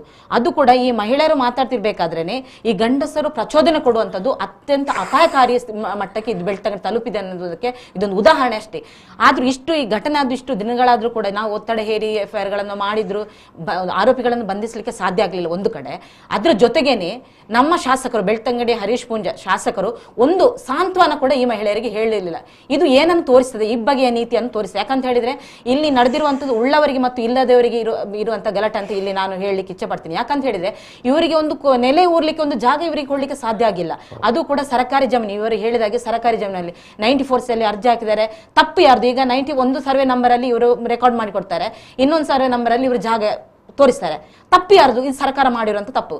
ಅದನ್ನು ಅವರೇ ತಿದ್ದುಪಡಿ ಮಾಡಬೇಕು ಅಂತ ಇವರು ಒತ್ತಾಯ ಮಾಡಿದ ಕಾರಣಕ್ಕೆ ಇವರು ಇಲ್ಲಿ ಜಗಳ ಮಾಡೋದು ಸರಿಯಲ್ಲ ಅಂತ ಹೇಳೋದು. ಮತ್ತೆ ಇದು ನೋಡಿ, ST ಮೋರ್ಚಾದ ಅಧ್ಯಕ್ಷ ಯಾರು, ಈ ಚನ್ನಕೇಶನ್ ಅವರು, ಇವರು ಅಲ್ಲಿ ಹೋಗಿ ಈ ಇಬ್ಬರಿಗೆ ಒಂದು ಮಾತುಕತೆ ಮಾಡಿ ಸರಿಯಾದ ಪರಿಹಾರವನ್ನು ಕೊಡಬೇಕೇ ಹೊರತು ನೀವು ಇನ್ನೂ ಕೂಡ ಯಾಕೆ ನೀವು ಸುಮ್ಮನೆ ಇದ್ದೀರಿ ಅಂತ ಅವರನ್ನು ಪ್ರಶ್ನೆ ಮಾಡಿದರೆ ಯಾಕೆ ಮಾಡಿದ್ರು? ಈ ಗಲಾಟೆ ಆಗ್ಬೇಕು ಅನ್ನೋ ಕಾರಣಕ್ಕೆ ಇವರು ಮಾಡೋದು. ಯಾಕಂತ ಹೇಳಿದ್ರೆ ಇವರಿಗೆ ಮಹಿಳೆಯರು ಓಡಿದ್ರೆ ಇವರು ಹಿಂದಕ್ಕೆ ಹೋಗ್ತಾರೆ, ಏನು ಮಾಡಿದ್ ದೌರ್ಜನ್ಯ ನಡೀತದೆ ಅನ್ನುವಂಥದ್ದು ಇವರ ತಲೆಯಲ್ಲಿ ಇದೆ ಏನು. ಹಾಗಾಗಿ ಅವರು ಬಂದ ತಕ್ಷಣ, ಅವರು ಹಾಗೆ ಹೇಳಿದ ತಕ್ಷಣ ಇವರ ಮೇಲೆ ಕೈಗೆ ಹಾಕಿರುವಂತ. ಅದು ಕೂಡ ವಿಡಿಯೋದಲ್ಲಿ ಸರಿಯಾಗಿ ಕಾಣ್ತಿದೆ. ಅಲ್ಲಿ ನಾವು ಯಾರೆಲ್ಲ ಆರೋಪಿಗಳಂತ ಗಂಡಸರನ್ನು ಗುರುತಿಸಿದೆ ಅವರೆಲ್ಲರೂ ಕೂಡ ಬಟ್ಟೆ ಹರಿಯೋದು ಮಾತ್ರ ಅಲ್ಲ, ಅವಳನ್ನು ಹರಿದು ಹಾಕಿ ಅಂತ ಹೇಳ್ತಿದ್ದಾರೆ. ಅವಳನ್ನು ಅಂದ್ರೆ ಇಂಥ ವಿಕೃತ ಮನಸ್ಸುಗಳು ನಮ್ಮ ಬೆಳ್ತಂಗಡಿಯಲ್ಲಿ ಇರುವುದೇ ಆದ್ರೆ ಇವರ ಪಕ್ಷ ಏನ್ ಕೆಲಸ ಮಾಡ್ತಾರೆ, ನಮ್ಮ ಶಾಸಕರು ಏನ್ ಮಾಡ್ತಿದ್ದಾರೆ, ನಿದ್ದೆ ಮಾಡ್ತಿದ್ದಾರೆ ಎಂತೆಂತ ನೋಡಿ. ಆ ಸಂಧ್ಯಾ ಅನ್ನೋ ಅಧಿಕಾರಿಯನ್ನು, ಅರಣ್ಯಾಧಿಕಾರಿಯನ್ನು ಇನ್ನು ಎತ್ತಂಗಡಿ ಮಾಡ್ಲಿಕ್ಕೆ ಇವರೇ ಸಾಧ್ಯ ಇದೆ. ಇಂಥಗಳನ್ನು ಯಾಕೆ ಬಂದಿದ್ದು ಸಾಧ್ಯ ಇಲ್ಲ? ನಾವು ಇಲ್ಲಿ ರಾಜಕೀಯ ಮಾಡುವ ಪ್ರಶ್ನೆ ಅಲ್ಲ. ಆದ್ರೆ ನಮ್ಮ ಶಾಸಕರು ಗೆದ್ದ ಮೇಲೆ ಯಾವುದ್ರಲ್ಲಿ ಕಂಟೆಸ್ಟ್ ಮಾಡಲಿ, ಯಾವುದ್ರಲ್ಲಿ ಗೆದ್ಲಿ, ಅದು ಗೆದ್ದ ಮೇಲೆ ನಮ್ಮ ಜನಪ್ರತಿನಿಧಿ, ಅವ್ರು ನಮ್ಮ ಜನಪ್ರತಿನಿಧಿ. ಹಾಗಾಗಿ ನಮ್ಮ ತಾಲೂಕಲ್ಲಿ ನಡೆಯುವಂತಹ ಇಂಥ ಘಟನೆಗಳನ್ನು ಇವರಿಗೆ ಕಡೆಗಣಿಸ ಅಥವಾ ಇವರಿಗೆ ಸಾಂತ್ವನ ಕೊಡ್ಲಿಕ್ಕೆ ಸಾಧ್ಯ ಇಲ್ಲೋ ಅನ್ನುವಂಥದ್ದು ನನ್ನ ಪ್ರಶ್ನೆ. ಹಾಗಾಗಿ ಇದು ಯಾವುದೇ ಕಾರಣಕ್ಕೂ ಸರ್ ನಾವು ಹೇಳುವಂಥದ್ದು ಇದನ್ನು ಬಿಡೋ ಪ್ರಶ್ನೆ ಇಲ್ಲ. ಆರೋಪಿಗಳು ಬಂಧಿಸಲೇಬೇಕು. ಯಾಕಂತ ಹೇಳಿದ್ರೆ ಈ ಇವರು ಯುವತಿ ತುಂಬಾ ನೊಂದಿದ್ದಾರೆ. ತುಂಬಾ ನೊಂದಿರಂತ ಎರಡು ಸಲ ಆತ್ಮಹತ್ಯೆ ಕೂಡ ಪ್ರಯತ್ನ ಪಟ್ಟರು. ಆದ್ರೆ ನಮ್ಮ ಅಲ್ಲಿ ಪ್ರಯತ್ನದಿಂದ ಅವರನ್ನು ಆತ್ಮಹತ್ಯೆಯಿಂದ ಹಿಂದೆ ಬರಬೇಕು, ಮಾನಸಿಕವಾಗಿ ಜರ್ಜರಿತರಾಗಿದ್ದಾರೆ ಮೇಡಮ್. ಅವರು ನಮ್ಮಲ್ಲಿ ಮಾತಾಡುವ ಹಾಗೂ ಕೂಡ ಇಲ್ಲ. ನಾವು ಆ ಇನ್ಸಿಡೆಂಟ್ ಅನ್ನು ಕೇಳಿದ್ರೆ ಬೆಚ್ಚಿ ಬೀಳ್ತಾರೆ. ಅವರಿಗೆ ಅದನ್ನು ತಡ್ಕೊಳ್ಳುವಂತ ಶಕ್ತಿನೇ ಇಲ್ಲ. ಅವ್ರು ಹೇಳ್ತಾರೆ ವಾಪಸ್ ಅವ್ರು, ಮೇಡಮ್ ಇಷ್ಟು ಕೇಸ್ ಆಗ್ತಾ ಅಲ್ವಾ, ಇದು ಮೀಡಿಯಾದಲ್ಲಿ ಬರ್ತಾ ಅಲ್ವಾ, ನಾನು ನನ್ನ ಮಕ್ಕಳು ಇಬ್ಬರು ಮಕ್ಕಳಿದ್ದಾರೆ, ಇಂಥ ಪರಿಸ್ಥಿತಿ ನಾನು ಹೇಗೆ ಬದುಕುವುದು ಅಂತ ಕೇಳ್ತಿದ್ದಾರೆ. ಹಾಗಾದ್ರೆ ಮಾನಸಿಕವಾಗಿ ಎಷ್ಟು ಘಾಸಿಗಳಿದೆ. ಇಂಥ ಘಟನೆಯನ್ನು ಕೂಡ ಒಂದು ಖಂಡನೆ ಕೂಡ ಕೊಡದಿದ್ರೆ ಈ ಮಹಿಳೆಯರಿಗೆ ಸಾಂತ್ವನ ಅದ್ಬಿಡಿ. ನಿಜವಾದ ಆರೋಪಿಗಳು ಯಾರಿದ್ದಾರೆ ಅವರನ್ನು ಇಷ್ಟು ದಿನ ಆದ್ರೂ ಕೂಡ ಅರೆಸ್ಟ್ ಮಾಡ್ಲಿಕ್ಕೆ ಸಾಧ್ಯ ಆಗ್ತಿಲ್ಲ. ಇದು ಸ್ಪಷ್ಟವಾಗಿ ಹೇಳ್ತಿದೆ, ಪೊಲೀಸ್ ಅಧಿಕಾರಿಗಳ ಮೇಲೆ ನಮ್ಮ ಜನಪ್ರತಿನಿಧಿ ಒತ್ತಡ ಇದೆ ಅಷ್ಟೇ. ಯಾಕಂದ್ರೆ ಅವರ ಜನಗಳೇ ಇರುವಂತದ್ದು ಇಲ್ಲಿ. ಆ ಒತ್ತಡದಿಂದಾಗಿ ಪೊಲೀಸರು ಕೂಡ ಮೀನಾಮೇಷ ಎಣಿಸ್ತಿರುವಂತದ್ದು. ಯಾಕಂದ್ರೆ ಅಲ್ಲಿರುವಂತಹ ಅಧಿಕಾರಿ ಒಳ್ಳೆಯವರೇ, ಈ ಹಿಂದೆ ಕೂಡ ನಮಗೆ ಸಪೋರ್ಟ್ ಮಾಡಿದೆ. ಆದ್ರೆ ನಾನು ಹೇಳುವಂತದ್ದು, ಇಂಥ ಪರಿಸ್ಥಿತಿಯಲ್ಲಿ ಒತ್ತಡಕ್ಕೆ ಯಾಕೆ ಮಣಿತಾರೆ ನಿಜವಾಗ್ಲೂ. ಈಶ್ವರಿ ಈಗ ಸಾಮಾನ್ಯವಾಗಿ ಜಾಗದ ತಕರಾರು ಅಂತ ಎಲ್ಲ ಕಡೆ ನಡೆಯುವಂಥದ್ದು, ಯಾವುದೇ ಊರಿನಲ್ಲಾದರೂ ಕೂಡ ಇದು ಸ್ವಲ್ಪ ಭಿನ್ನ ಸ್ವರೂಪದ್ದು. ಈಗ ಅವರಿಗೆ ಜಾಗ ಮಂಜೂರಾದ ಜಾಗ ಬೇರೆ, ಇವರಿಗೆ ಕುಳಿತುಕೊಂಡ ಜಾಗ ಬೇರೆ, ಅದನ್ನು ಸರಿ ಮಾಡಲಿಕ್ಕೆ ಕೇಳಿದ್ದಾರೆ. ಸರಿ, ಆ ಸಂದರ್ಭದಲ್ಲಿ ಇಲ್ಲಿ PDOಗಳು ಮತ್ತು ಸರ್ವೇಯರ್ಗಳೆಲ್ಲ ಬಂದಿದ್ದಾರೆ. ಈ ಗಲಾಟೆ ಸಾಮಾನ್ಯವಾಗಿ ಮಾತು ಅಥವಾ ಏನಾದರೂ ಸ್ವಲ್ಪ ಭಿನ್ನಾಭಿಪ್ರಾಯ ತಕರಾರುಗಳು ಎಲ್ಲ ಕಡೆ ಇರುವಂಥದ್ದು ನಾನು ಹೇಳಿದಾಗ, ಈ ರೀತಿಯಾಗಿ ಒಂದು ಹೆಣ್ಣು ಮಗಳನ್ನು ಆಕೆ ಬಟ್ಟೆಯನ್ನು ಸಂಪೂರ್ಣ ಹರಿದು ಹಾಕಿ ಅದು ಅಷ್ಟು ಜನ ಸೇರಿರುವ ಜಾಗದಲ್ಲಿ ಅದನ್ನು ಪುನಃ ವಿಡಿಯೋ ಚಿತ್ರೀಕರಣ ಮಾಡಿಕೊಳ್ತಾರಂತ ಹೇಳಿದ್ರೆ ಇದು ನಾನು ಹೇಳುವಂಥದ್ದು ಸರ್, ಈಗ ನಮ್ಮ ಎಲ್ಲ ದೇಶದ ಎಲ್ಲ BJP ಸರ್ಕಾರ ಆಡಳಿತ ಎಲ್ಲ ಕಡೆಗಳಲ್ಲಿ ಕೂಡ ಏನಾಗ್ತಿದೆ, ಈ ಮಹಿಳೆಯರು ಮತ್ತು ದಲಿತರ ಮೇಲೆ ದೌರ್ಜನ್ಯಗಳು ಜಾಸ್ತಿ ಆಗ್ತಿದೆ. ಈಗ ನಾವು ನೋಡ್ತಾ ಇದ್ದೇವೆ, ಉತ್ತರ ಪ್ರದೇಶದಲ್ಲಿ ಮಹಿಳೆಯರಿಗೆ ಮತ್ತು ದಲಿತರಿಗೆ ಬದುಕುವಂತ ಯೋಗ್ಯತೆ ಇಲ್ಲ ಅಂತ ಪರಿಸ್ಥಿತಿಯನ್ನು ಮಾಡಿದ್ದಾರೆ. ಅದೇ ಪರಿಸ್ಥಿತಿಯನ್ನು ಅವರ ಅಲ್ಲಿ ಉತ್ತರ ಪ್ರದೇಶ ಅಜೆಂಡವನ್ನೇ ನಮ್ಮ ಬೆಳ್ತಂಗಡಿಯಲ್ಲಿ ನಮ್ಮ ಶಾಸಕರು ತರಲಿಕ್ಕೆ ಹೊರಟಿದ್ದಾರಾ ಎನ್ನುವಂಥದ್ದು ನನ್ನ ಪ್ರಶ್ನೆ. ನಮ್ಮ ಸಂಶಯ, ಆ ರೀತಿಯ ಸಂಶಯಗಳು ನಮಗೆ ಬರ್ತಾ ಇದೆ. ಯಾಕಂತ ಹೇಳಿದ್ರೆ ಇಷ್ಟು ಘಟನೆ ಆಗಿ ಅದು ಕೂಡ ಅವರಿಗೆ ಶಾಸಕರಿಗೆ ಗೊತ್ತುಂಟು. ಅವರ ಕಚೇರಿಯಲ್ಲಿ ಇರೋ ಒಬ್ರು ಫೋನ್ ಮಾಡ್ತಾರೆ ಇವರಿಗೆ, ಯಾಕಂದ್ರೆ ರಾಜ್ಯದಲ್ಲಿ ನಾನು ಹೇಳುವಂಥದ್ದು, ನನ್ನೊಬ್ಬರಲ್ಲಿ ಕೇಳಿದ್ರು ನೀವು ರಾಜಿ ಮಾಡುವ ಅಂತ ಹೇಳಿ. ಸರಿ, ಒಪ್ಪಿಕೊಳ್ಳುವ. ಅದೇ ಜಾಗದಲ್ಲಿ ಇವ್ರು ಯಾರೆಲ್ಲ ಇವರ ಮೇಲೆ ಬಟ್ಟೆಯನ್ನು ಹರಿದು ಅವರನ್ನು ಅರೆನಗ್ನಗೊಳಿಸಿದಾರ, ಅವರೆಲ್ಲರೂ ಕೂಡ ಅದೇ ರೋಡಲ್ಲಿ ಬೆತ್ತಲಾಗ್ಲಿಕ್ಕೆ ರೆಡಿ ಇದ್ದಾರಾ? ಯಾಕಂದ್ರೆ ಇವರ ಅಂದ್ರೆ ಇಂಥ ಜರ್ಜರಿತ ಮಹಿಳೆಗೆ ಇವರು ಕೊಡೋ ಗೌರವ ಮಾತುಕತೆಗೆ, ರಾಜ್ಯ ಪಂಚಾಯತಿಗೆ, ಅಥವಾ ಎಷ್ಟು ಇವರ ಮಾನಕ್ಕೆ ಎಷ್ಟು ಬೆಲೆ ಕಟ್ಟಿದ್ದಾರೆ ಅಂದ್ರೆ ಹೆಣ್ಮಕ್ಳಿಗೆ ಜೀವನಕ್ಕೆ ಬೆಲೆಯೇ ಇಲ್ವಾ, ಅಥವಾ ಅವರ ಮಾನಕ್ಕೆ ಬೆಲೆ ಇಲ್ವಾ ಅಂತ ನನ್ನ ಪ್ರಶ್ನೆ. ಯಾಕಂದ್ರೆ ಇದು ಬಿಡು ಸರ್, ಇದನ್ನು ರಾಜಿಯಲ್ಲಿ ಬಿಡುವ ಪ್ರಶ್ನೆ ಇಲ್ಲ ಸರ್. ಇದು ಆರೋಪಿಗಳು ಬಂಧನ ಆಗ್ಲೇಬೇಕು. ಒಂದು ವೇಳೆ ಆಗದಿದ್ರೆ ಸರ್, ನಾವು ನಾಳೆ ದೊಡ್ಡ ರೀತಿಯ ಬೆಳ್ತಂಗಡಿ ಮಿನಿ ವಿಧಾನಸೌಧ ಹೋರಾಟವನ್ನು ಇಟ್ಕೊಂಡಿದ್ದೇವೆ. ಇದಕ್ಕೆಲ್ಲರೂ ಕೂಡ ಇಂಥ ಈ ಸಮಾಜಘಾತಕ ಶಕ್ತಿಗಳನ್ನು ಸೋಲಿಸುವ, ಅವರನ್ನು ಹಿಮ್ಮೆಟ್ಟಿಸ್ಬೇಕು ಅಂತ ಇನ್ನು ಘಟನೆಗಳಾಗಬಾರ್ದು ಅನ್ನುವ ಮನಸ್ಥಿತಿಯವರು. ಸಮಾಜ ಒಡೆಯದೆ ಸಮಾಜ ಒಟ್ಟು ಮಾಡ್ಬೇಕನ್ನೋ ಉದ್ದೇಶ ಎಲ್ಲರೂ ಕೂಡ ನಮಗೆ ಸಪೋರ್ಟ್ ಮಾಡಬೇಕು ಅಂತ ಹೇಳಿ ಈ ಸಂದರ್ಭದಲ್ಲಿ ಕೂಡ ನಾನು ವಿನಂತಿ ಮಾಡ್ಕೊಳ್ತಾ ಇದ್ದೇನೆ ಸರ್. ಎಸ್ ಇದು PM ಭಟ್ರೆ, ಇಡೀ ಒಂದು ಪ್ರಕರಣವನ್ನು ಈಗ ಕಾನೂನಿನ ನೆಲೆಯಲ್ಲಿ ನಾವು ನೋಡಿದಾಗ ಇಷ್ಟು ವಿಳಂಬ ಯಾಕಂತ ಹೇಳಿದ್ರೆ ಇಲ್ಲಿ ಈಗ ಸಾಕ್ಷ್ಯ, ಈಗ ಅವರು ಹೇಳಿದ್ರು ಏನೋ ವಿಡಿಯೋ ಚಿತ್ರೀಕರಣ ಆಗಿತ್ತು, ಈಗ ಪೊಲೀಸರಿಗೆ ಕೂಡ ಅದನ್ನು ಕೊಡಲಾಗಿದೆ. ಮತ್ತು ಒಂದು ಹೆಣ್ಣು ಮಗಳ ಮೇಲೆ ನಡೆದಿರುವಂಥ ದೌರ್ಜನ್ಯ, ಅದರಲ್ಲಿ ಕೂಡ ಒಂದು ಆದಿವಾಸಿ ಹೆಣ್ಣು ಮಕ್ಕಳ ಮೇಲೆ ನಡೆದಿರುವಂಥ ಒಂದು ದೌರ್ಜನ್ಯ, ಯಾಕಿಷ್ಟು ವಿಳಂಬ ಆಗ್ತಾ ಉಂಟು? ಕಾನೂನಿನ ನಾವು ಏನು ಆದಿವಾಸಿಗಳ ಮೇಲೆ ಏನಾದರೂ ದೌರ್ಜನ್ಯ ನಡೆದರೆ ತತ್ಕ್ಷಣಕ್ಕೆ ಅವರಿಗೆ ರಕ್ಷಣೆಗೆ ಬರಬೇಕು ಅಂತ ಸರ್ಕಾರ ಹೇಳುತ್ತೆ. ಇದರಲ್ಲಿ ಮಾನಸಿಕ ಬದ್ಧತೆ ಇದ್ರೆ ಈ ರೀತಿ ಆಗೋದಿಲ್ಲ. ಇದನ್ನು ಅವರನ್ನು ಬಂಧಿಸಬೇಕು, ಇವರಿಗೆ ನ್ಯಾಯ ಕೊಡಬೇಕು ಅಂತ ಹೇಳುವಂತ ಒಂದು ಮಾನಸಿಕ ಬದ್ಧತೆ ಅಧಿಕಾರಿ ವರ್ಗದಲ್ಲೂ ಇಲ್ಲ, ಜನಪ್ರತಿನಿಧಿಗಳಲ್ಲೂ ಇಲ್ಲ. ಯಾಕೆ ನಾನು ಹೇಳ್ತೇನೆ ಅಂದ್ರೆ, ನನ್ನಲ್ಲಿ ಫಸ್ಟಿಗೆ ಇದನ್ನು FIR ಮಾಡಬೇಕು ಅಂತ ನಾನು ಫೋನ್ ಮಾಡಿ ಮಾತಾಡುವಾಗ ನನಗೆ ಪೊಲೀಸ್ ಇಲಾಖೆಯಲ್ಲಿ ಬಂದಂತ ಮಾಹಿತಿ ಏನಂದ್ರೆ ಅವರು ರಾಜಿ ಮಾಡಿಕೊಂಡಿದ್ದಾರೆ ಅಂತ. ನಾನು ಅವರಲ್ಲಿ ಕೂಡಲೇ ಒಂದು ಪ್ರಶ್ನೆ ಕೇಳಿದೆ, ಒಂದು ವ್ಯಕ್ತಿ ಮರ್ಡರ್ ಆದ್ರೆ ಆ ಕೊಲೆಗಾರರ ಮನೆಯವರು ಮತ್ತೆ ಸತ್ತವರ ಮನೆಯವರು ರಾಜಿ ಆಯ್ತು ಅಂದ್ರೆ ನೀವು ಕೇಸ್ ಮಾಡೋದಿಲ್ಲ ಅಂತ ಕೇಳಿದೆ. ಅದು ಕೇಸ್ ಮಾಡ್ಬೇಕಾಗ್ತದೆ. ಮತ್ತೆ ಇದು ನೀವೇ ಆರೋಪಿ, ನೀವೇ ಕಂಪ್ಲೇಂಟ್. ಯಾರು ಸ್ಟೇಷನ್ ಹೌಸ್ ಆಫೀಸರ್ ಇದ್ದಾರೆ ಅವರು ಕಂಪ್ಲೇಂಟ್, ರಾಜ್ಯ ಇವರೆಲ್ಲ ವಿಟ್ನೆಸ್ಗಳು, ಈ ಬೆತ್ತಲಾದವರು ಕೂಡ ವಿಟ್ನೆಸ್ಗಳೇ. ಕಡೆ ಮಾಡ್ತಾನೆ ಹೇಳಿ ಒಪ್ಪಿದ್ದಾರೆ, ಮಾಡಿದ್ದಾರೆ. 354, 354B, 506, 504, 324 ಎಲ್ಲ ಕೇಸ್ಗಳನ್ನು ಹಾಕಿದ್ದಾರೆ. ಆದ್ರೆ ಇಲ್ಲಿ ಬಂಧಿಸುವುದಿಲ್ಲ. ಯಾಕಂದ್ರೆ ಇದು ಕೂಡ ಅವರಿಗೆ ಕೇಸ್ ಮಾಡ್ಲಿಕ್ಕೆ ಇಷ್ಟ ಇರಲಿಲ್ಲ. ಈಗ ಬಂಧನ ಅಂತ ಮಾಡೋದು, ಮೊನ್ನೆವರೆಗೆ ಅಲ್ಲಿ ಇದ್ರು ಅವರು, ಈಗೆಲ್ಲ ಎಸ್ಕೇಪ್ ಆಗಿದ್ದಾರೆ. ಆದ್ರಿಂದ ನಾನು ಹೇಳುವಂತದ್ದು ಅಂದ್ರೆ ಇದರಲ್ಲಿ ಮಾನಸಿಕ ಬದ್ಧತೆ ಇಲ್ಲ ಅವರಿಗೆ, ಒಂದು. ಎರಡನೇದಾಗಿ ಇವರಲ್ಲಿ ಮುಖ್ಯವಾಗಿ ಅವ್ರಿಗೆ ಇರುವುದೇನೆಂದ್ರೆ ಚೆನ್ನಕೇಶವನನ್ನು ರಕ್ಷಣೆ ಮಾಡಬೇಕು. ಚೆನ್ನಕೇಶವ ಅಂದ್ರೆ BJP ಜಿಲ್ಲಾ ಮೋರ್ಚಾದ ಅಧ್ಯಕ್ಷ ಬಿಜೆಪಿದು, ಎಸ್ ಟಿ ಮೋರ್ಚಾದ ಅಧ್ಯಕ್ಷ. ಅವನನ್ನ ರಕ್ಷಣೆ ಮಾಡುವ ಏಕೈಕ ದೃಷ್ಟಿಯಿಂದ ಇವರು ಈ ರೀತಿ ಎಲ್ಲ ಮಾಡ್ತಾ ಇದ್ದಾರೆ. ಆದ್ರೆ ನಮಗಂತೂ ಖಂಡಿತ ಉಂಟು, ಬಂಧನ ಆಗಲೇಬೇಕು. ಪೊಲೀಸರು ಮನಸ್ಸು ಮಾಡಿದ್ರೆ ಬಂಧನ ಮಾಡದೇ ಇರ್ಲಿಕ್ಕೆ ಸಾಧ್ಯ ಇಲ್ಲ. ಈ 9 ಜನರನ್ನು ಅಡಗಿಸಿ ಕೂತ್ಕೊಳ್ಳಿಕ್ಕೆ ಸಾಧ್ಯ ಇಲ್ಲ. ಅಲ್ಲೇ ಇದ್ದಾರೆ ಎಲ್ಲರೂ ಕೂಡ. ಇದರಲ್ಲಿ ಅವರ ದುರುದ್ದೇಶ ಏನಂದ್ರೆ, ನನಗೆ ಕಾಣ್ತಾ ಇರೋದು ಇದುಂಟಲ್ಲ, ಮುಸ್ಲಿಮರ ಹುಡುಗಿಯರ ತಲೆಯ ಬಟ್ಟೆ ತೆಗೆದು ಹಿಜಾಬ್ ತೆಗೆದಾಗೆ ಇವರಿಗೆ ಮಹಿಳೆಯರ ಮೈಯಲ್ಲಿ ಬಟ್ಟೆ ಕಾಣೋದು ಇವರಿಗೆ ಇಷ್ಟ ಇಲ್ಲ. ಈ ಬಜರಂಗ ದಳದ ಗ್ರೂಪ್ಗಳು ನೋಡು ಹಾಗೆ ಕಾಣ್ತಾ ಉಂಟು ನಂಗೆ. ಕೇರಳದಲ್ಲಿ ಮೊದಲಿತ್ತಲ್ಲ, ಸೊಂಟದಿನ ಮೇಲೆ ಬಟ್ಟೆ ಹಾಕಬಾರ್ದು ಅಂತೇಳಿ, ಅದೇ ರೀತಿಯಲ್ಲಿ ಮಾಡ್ಲಿಕ್ಕೆ ಮಹಿಳೆಯರನ್ನು ಆ ರೀತಿಯಲ್ಲಿ ಶೋಷಣೆ ಮಾಡುವಂತ ವ್ಯವಸ್ಥೆ ಕಾಣ್ತಾ ಇದೆ. ಇಲ್ಲದಿದ್ರೆ ಸರ್ಕಾರ, ಬೊಮ್ಮಾಯಿ ಸರ್ಕಾರ ಕೂಡ ಇದರ ಬಗ್ಗೆ ಗಮನ ರಾಜ್ಯ ಮಟ್ಟದಲ್ಲಿ ಹೋಗಿದೆ. ಇದರ ಬಗ್ಗೆ ಯಾವುದೇ ಹಾಗೆ ಹೇಳಿಕೆ ಕೊಡುವುದಿಲ್ಲ, ಅವರನ್ನು ಬಂಧಿಸಿ ನಿರ್ದೇಶನ ಕೊಡುವುದಿಲ್ಲ, ಈ ಶಾಸಕರು ಅದರ ಬಗ್ಗೆ ಒಂದು ಖಂಡನೆ ಕೊಡುವುದಿಲ್ಲ ಅಂತ ಹೇಳಿದ್ರೆ ಎಲ್ಲರಿಗೂ ಕೂಡ ಇದು ಇವರಿಗೆ ರಕ್ಷಣೆ ಕೊಡಬೇಕು, ನ್ಯಾಯ ಕೊಡಬೇಕು ಅಂತ ಹೇಳುವ ಭಾವನೆ ಇಲ್ಲ ಅಂತ ಹೇಳುವಂಥದ್ದು ಸ್ಪಷ್ಟ ಆಗಿದೆ. ಇದು ಈಗ ಅದು ಒಂದು ರೀತಿಯ ರಾಜಕೀಯ ಅವರ ಏನು ವೀಕ್ನೆಸ್ ಅಂತ ನಾವು ಇದು ಮಾಡುವ. ಈಗ ನಾನು ಕೇಳುವಂಥದ್ದು, ಈಗ ಒಬ್ಬ ವಕೀಲರಾಗಿ ನಾನು ನಿಮ್ಮ ಹತ್ರ ಕೇಳುವಂಥದ್ದು, ಒಬ್ಬ ಮಹಿಳೆಯ ಮೇಲೆ ಈ ರೀತಿ ನಡೆದಿರೋ ದೌರ್ಜನ್ಯ, ಜೊತೆಗೆ ಒಬ್ಬ ಆದಿವಾಸಿ ಸಮುದಾಯದ ಮಹಿಳೆಯ ಮೇಲೆ ನಡೆದಿರುವಂಥ ಈ ದೌರ್ಜನ್ಯವನ್ನು ನಡೆದಾಗ ಕೂಡ ಕಾನೂನು ರಕ್ಷಕರು ಕಣ್ಣು ಮುಚ್ಚಿ ಕುಳಿತುಕೊಳ್ತಾರಂತ ಹೇಳಿದ್ರೆ ಹೌ ಇಸ್ ಇಟ್ ಪಾಸಿಬಲ್? ಅದೇಗೆ ಸಾಧ್ಯ ಅಂತ? ಈ ರೀತಿ ಮಾಡೋದು ಸ್ಟೇಷನ್ ಹೌಸ್ ಆಫೀಸರ್ ಮೇಲೆ ಕೂಡ ಇದು ಕೇಸೇ, ಇದು ಕ್ರಿಮಿನಲ್ ಕೇಸ್ ಅವರ ಮೇಲೆ ಕೂಡ ಆಗ್ತದೆ. ಯಾಕಂದ್ರೆ ನಾನು ಅದೇ ಹೇಳಿದಾಗ, ಮರ್ಡರ್ ಮಾಡಿದಾಗ ಅದು ರಾಜ ಆದ್ರು ಅಂತ ಹೇಳಿ ಕೇಸ್ ಮಾಡದಿರ್ಲಿಕ್ಕೆ ಆಗುದಿಲ್ಲ. ಇದರಲ್ಲೂ ಅಷ್ಟೇ, ಇದೊಂದು ಬೆತ್ತಲೆ ಮಾಡಿದಂತ ಪ್ರಕರಣ ಕೂಡ ಇದು ಸ್ಟೇಟ್ ಕಂಪ್ಲೇಂಟ್ ಆಗಬೇಕು, ಕೇಸ್ ದಾಖಲೆ ಆಗ್ಲೇಬೇಕು, ಅದು ಎರಡು ಮಾತಿಲ್ಲ. ಬಂಧಿಸುವುದು ಅಷ್ಟೇ, ಬಂಧನ ಮಾಡ್ಲಿಕ್ಕೆ ಅವರಿಗೆ ಸಾಧ್ಯತೆ ಇದೆ, ಆದ್ರೆ ಯಾವ ರೀತಿ ಒತ್ತಡ ಇರೋದು ಅಂತ ಗೊತ್ತಿಲ್ಲ. ಈಗ ನಾನು ಈಗ ಓಪನ್ ಆಗಿ ಹೇಳೋದಂದ್ರೆ, ನನಗೆ ಬಂದಿದೆ ರಾಜ್ಯ ಮಾಡುವನ, ಅದನ್ನು ರಾಜ್ ಮಾಡಿ ಮುಗಿಸುವ ಅಂತ ಹೇಳುವಂತದ್ದು. ಇವರು ಸ್ಟೇಷನ್ಗೆ ಹೋದ್ರೆ ಹೇಳ್ತಾರೆ, ನಿಮ್ಗೆ ಯಾಕೆ ಬೇಕಿತ್ತಿದೆಲ್ಲ, ಈ ರಗಳೆ ಬೇಕಾ, ನಿಮಗೆ ಇನ್ನು ಕೋರ್ಟಿಗೆ ಅಲಿಬೇಕು, ಅದು ಅಲಿಬೇಕು, ನಿಮ್ಗೆ ಇನ್ನು ಕಷ್ಟ ಉಂಟು, ನೀವು BM ಭಟ್ಟನ್ನು ಬಿಡದಿದ್ರೆ ನಿಮಗೆ ಖಂಡಿತ ಕೂಡ ನೋಡಿ ಮುಂದೆ ಗೊತ್ತಾಗ್ತದೆ. ಈ ರೀತಿ ಭಯ ಹುಟ್ಟಿಸುದು ಯಾಕೆ ಅಂದ್ರೆ, ಇವರಿಗೆ ಅವರನ್ನು ರಕ್ಷಣೆ ಮಾಡೋದು ಒಂದೇ ಉದ್ದೇಶ, ಈ ಆರೋಪಿಗಳನ್ನು ರಕ್ಷಣೆ ಮಾಡಬೇಕು. ನಾನೇನು ಅವರು ವೈಯಕ್ತಿಕವಾಗಿ ಅವರ ಮೇಲೆ ಯಾರನ್ನು ದ್ವೇಷ ಹೇಳ್ತಾ ಇಲ್ಲ. ಈಗ ಇನ್ನೊಂದು ಪೊಲೀಸರು ಪ್ರಶ್ನೆ ಮಾಡ್ತಾರೆ, ಅದು ಹುಡುಗಿಯರು ಹೇಳದದ್ದಲ್ಲ ಅಂತ ಹೇಳ್ಕೊಂಡು ಇರೋದು. ಮಹಿಳೆಯರ ಬಟ್ಟೆಯನ್ನು ಎಳೆದ್ರು ಕೂಡ ಪ್ರಚೋದನೆ ಕೊಟ್ಟದ್ದು ವಿಡಿಯೋಲಿ ಕಾಣ್ತಾ ಉಂಟು. ವೈಪ್ಯ ಕುಂಟು ವೈಪ್ಯ ಹಾಕ್ಲೆ ಹಳೆ ಪುಡಿ ಮಲ್ಪಲೆ ಅಂತ ಹೇಳೋದ್ರ ರೀತಿ ಹೇಳ್ತಾ ಇದ್ದಾರೆ. ಇವನು ವಿಡಿಯೋ ಹಿಡ್ಕೊಂಡು ಮೊಬೈಲ್ ಹಿಡ್ಕೊಂಡು ತಿರುಗ್ತಾ ಇದ್ದಾನೆ ಅವನು ಸಂದೀಪ್. ಆ ರೀತಿ ಮಾಡುವಾಗ ಪ್ರಚೋದನೆ ಯಾರು ಮಾಡ್ತಾರೆ, ಅವನು ಮೇನ್ ಆರೋಪಿ. ಅದರಿಂದ ಗಂಡಸರು ಇದರಲ್ಲಿ ಇದ್ದಾರೆ. ಮಹಿಳೆಯರಿಗೂ ಕೂಡ ಇನ್ನೊಂದು ಮಹಿಳೆಯನ್ನು ಇದು ಮಾಡುವಂತದ್ದು ಅವಕಾಶ ಇಲ್ಲ. ನಾವು ಅವಳ ಸಂವಿಧಾನಬದ್ಧವಾದ ಹಕ್ಕು ಅದು, ಮಹಿಳೆಯ ರಕ್ಷಣೆ ಮಾಡುವಂತದ್ದು. ಮಹಿಳೆಯ ಫೋಟೋ ಕೂಡ ಹಾಕಬಾರದು ಅಂತೇಳಿ ಇದೆ. ಅಂದ್ರೆ ಸಂವಿಧಾನಬದ್ಧವಾಗಿ ಕೂಡ ನೋಡಿದರೆ ಎಲ್ಲರೂ ಕೂಡ ಸಂವಿಧಾನ ದ್ರೋಹಿಗಳು. ಇದು ದೇಶದ್ರೋಹದ ಸಮ. ಇದು ಬಂಧನ ಮಾಡದಿರುವುದು ಕೂಡ ಪೊಲೀಸ್ ಇಲಾಖೆ ದೇಶದ್ರೋಹದ ಕೆಲಸವೇ ಆಗ್ತದೆ, ಬಂಧನ ಮಾಡದಿರುವುದು ಕೂಡ. ಯಾಕಂದ್ರೆ ಸಂವಿಧಾನಕ್ಕೆ ಅವರಿಗೆ ಸಂವಿಧಾನ ಹಕ್ಕು ಕೊಟ್ಟಿದೆ, ಅವರಿಗೆ ಆ ರಕ್ಷಣೆ ಮಾಡುವಂತ ಅಧಿಕಾರ ಇದೆ, ಹಕ್ಕಿದೆ.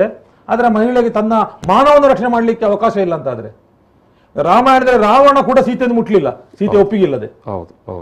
ಇವರಿಗೆ ರಾವಣನಿಂದ ರಾಕ್ಷಸದಿಂದ ಕಡೆಯವರಾದ್ರಲ್ಲ ಈ ಬಜರಂಗ ದಳದ ಟೀಮು. ಇದು ಪ್ರಶ್ನೆ ಇರೋದಿಲ್ಲ.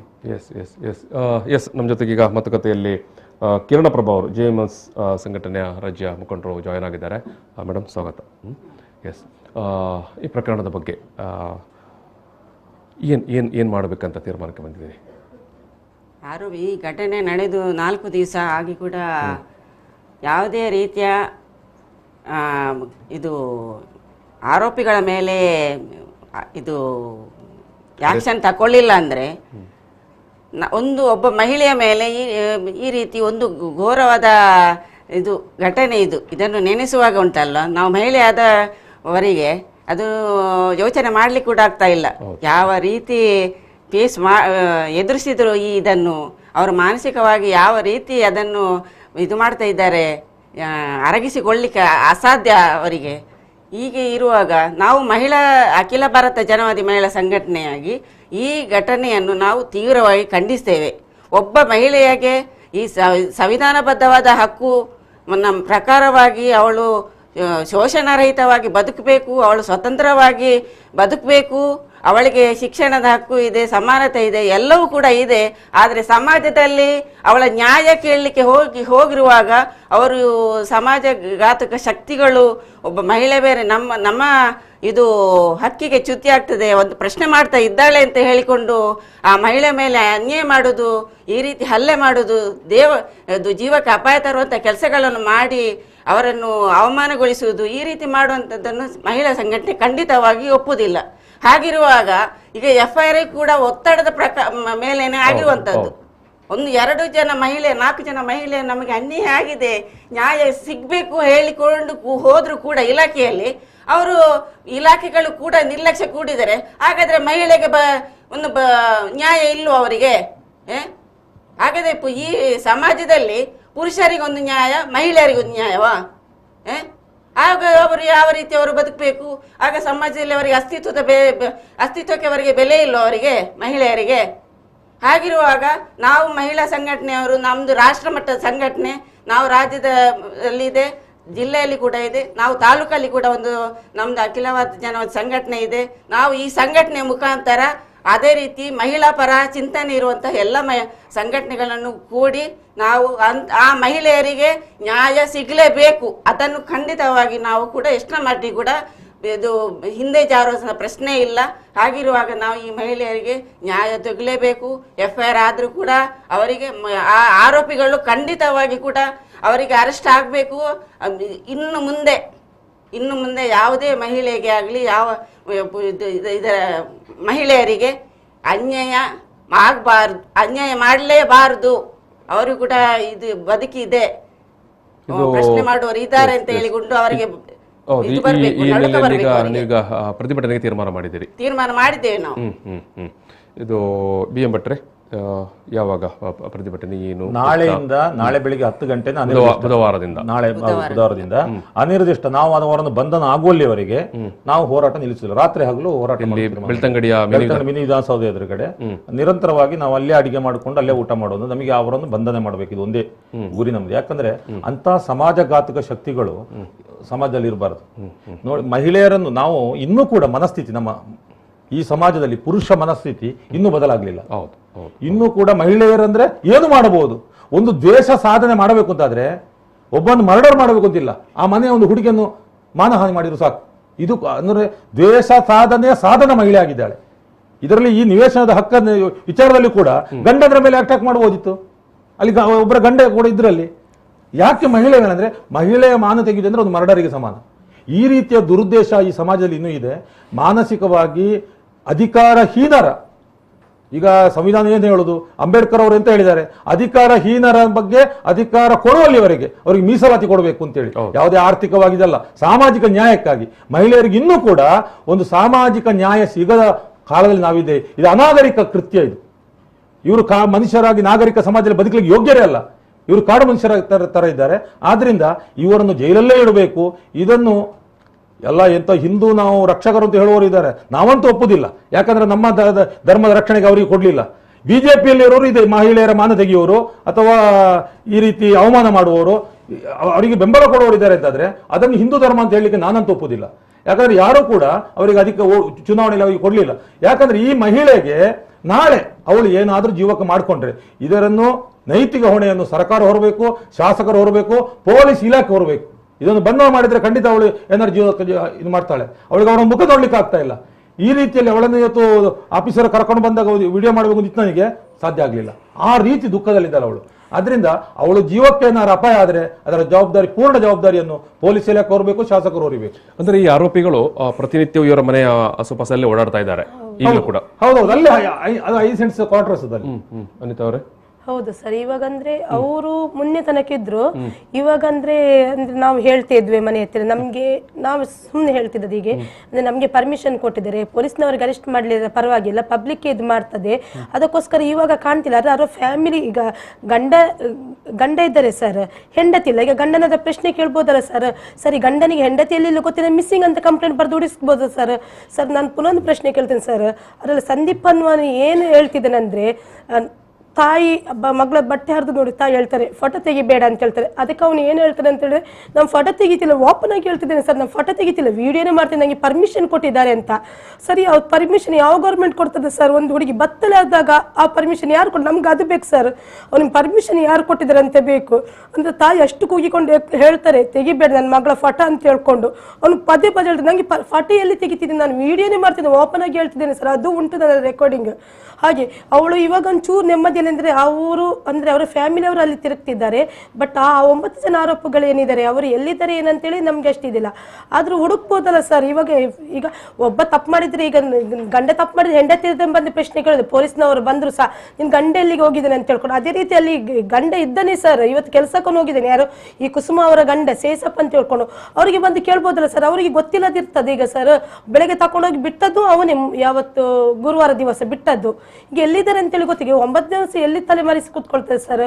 ಇವಾಗ ಗೊತ್ತು, ಬರುವಕ್ಕಿಂತ ಮುಂಚೆ ಅವರಿಗೆ ನ್ಯೂಸ್ ಗೊತ್ತಾಗುತ್ತೆ, ಅಷ್ಟು ಇದಾಗ್ತದೆ ಸರ್. ಮೊನ್ನೆ 2 ಸಲ ಅವಳು ಸೊಸೈಡ್ ಮಾಡ್ಕೊಳ್ಳಿಕ್ಕೆ ಹೋದ್ಲು ಸರ್, ನನ್ನ ತಂಗಿ.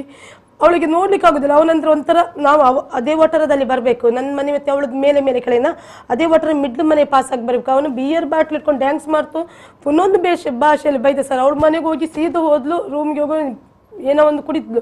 ಮೇಡಮ್ ಫೋನ್ ಮಾಡಿ ಹೇಳಿದ್ದೀನಿ ನಾನು ಆವಾಗಲೇ, ಮೇಡಮ್ ನೋಡಿ ಹೀಗೆ ಮಾಡ್ತಿದ್ದಾಳೆ ಅಂತ. ಅವಳು ಆ ರೀತಿ ಅಂತ ಮಾಡಿ ನಾವಿಲ್ವ, ಯಾವ ದೇವರಿಸ್ಕೊಡ್ತೇನೆ ಅಂತೇಳಿ ಅದನ್ನಂತೇಳಿ ಪ್ರೆಷರ್ ಹಾಕಿದ್ರು. ಈ ರೀತಿ ಅವರನ್ನು ಯಾಕೆ ಆರೋಪಿಗಳನ್ನು ಬಿಟ್ಟು ಅವರು ಪುನಃ ಅವ್ರಿಗೆ ಟಾರ್ಚರ್ ಕೊಡೋದು. ಆಮೇಲೆ ಅವರು ತಲೆಮರೆಸ್ಕೊಂಡ್ರು. ಇವಾಗ ಹುಡುಕ್ಲಿಕ್ಕೆ ಏನು ಕಷ್ಟನೇ ಇಲ್ಲ ಸರ್. ಅವರದ್ದು ಲೋಕ ಏನಿದ್ರೆ ಅವ್ರ ಮಗಳು ಮನೆಯಲ್ಲಿ ಇದ್ದಾರೆ, ಮಗ ಮನೆಯಲ್ಲಿ ಇದೆ, ಕೇಳ್ಬೋದಲ್ಲ ಸರ್ ಇವಾಗ ಎಲ್ಲಿದ್ದಾರೆ ಅಂತ. ಹುಡುಕ್ಲಿಕ್ಕೆ ಕಷ್ಟನೇ ಇಲ್ಲ. ಇದು ಕಿರಣಪ್ರಭಾ ಅವರೇ, ಈಗ ಒಂದು ಘಟನೆಯ ಬಳಿಕ ಕೂಡ, ಪ್ರಕರಣ ದಾಖಲು ಆದ ಬಳಿಕ ಕೂಡ ಈ ರೀತಿಯಾಗಿ ಪರೋಕ್ಷವಾಗಿ ಆ ನೊಂದ ಮಹಿಳೆಗೆ ಚುಚ್ಚಿ ಮಾತನಾಡುವಂಥದ್ದು, ನಿಂದಿಸುವಂಥದ್ದು, ಅಪಮಾನ ಮಾಡುವಂಥದ್ದು, ಆ ಮೂಲಕ ಆ ಮಹಿಳೆಗೆ ಮತ್ತಷ್ಟು ಏನು ಅವಳು ನೈತಿಕವಾಗಿ ಕುಸಿಯುವಂತೆ ಮಾಡುವಂಥದ್ದುಂಟಲ್ವ. ಅಂದರೆ ಅವಳು ಏನು ಆ ಕಂಪ್ಲೇಂಟನ್ನು ಮುಂದೆ ತಗೊಂಡು ಹೋಗಬಾರ್ದು ಅನ್ನೋ ಕಾರಣಕ್ಕಾಗಿ ಮಾಡ್ತಾರಾ, ಅಥವಾ ಆಕೆ ಬದುಕಬಾರ್ದಂತ ಮಾಡ್ತಾರಾ? ಅದು ಆ ರೀತಿ ಮನಸ್ಸನ್ನು ನೋಯಿಸುವುದು, ಅವರಿಗೆ ಮುಂದೆ ಹೋಗಬಾರ್ದು ಧೈರ್ಯ ಅವರಿಗೆ ತಕೊಂಡ್ರು ಕೂಡ, ಓ ನನ್ನನ್ನು ಈ ರೀತಿ ನೋಟ್ ಮಾಡ್ತಾ ಇದ್ದಾರೆ, ನನ್ನನ್ನು ಈ ರೀತಿ ಹೆದರಿಸ್ತಾ ಇದ್ದಾರೆ, ಬ್ಲ್ಯಾಕ್ ಮೇಲ್ ಮಾಡ್ತಾ ಇದ್ದಾರೆ, ಹಾಗಾದ ಕಾರಣ ಹೋಗಬಾರದು ಹೇಳುವಂಥ ಹಿಂಜರಿಕೆಯ ಇದನ್ನೇ ಅವರು ಪದೇ ಮಾಡುವಂಥದ್ದು. ಅವರು ಮಾನಸಿಕ ಏನು ಬೇಕಾದರೂ ಆಗಲಿ ನಾವು ಗೆಲ್ಲಬೇಕು ಅಂತ ಹೇಳಿ ಅವರ ಮನಸ್ಥಿತಿ ಇರ್ತದೆ. ಹಾಗಿರುವಾಗ ಅವಳು ಮಹಿಳೆಯನ್ನು ಈ ರೀತಿ ಇದು ಮಾಡಿದರೆ ಅವಳು ಮತ್ತೆ ಹೇಗೆ ಮುಂದೆ ಹೋಗ್ತಾಳೆ?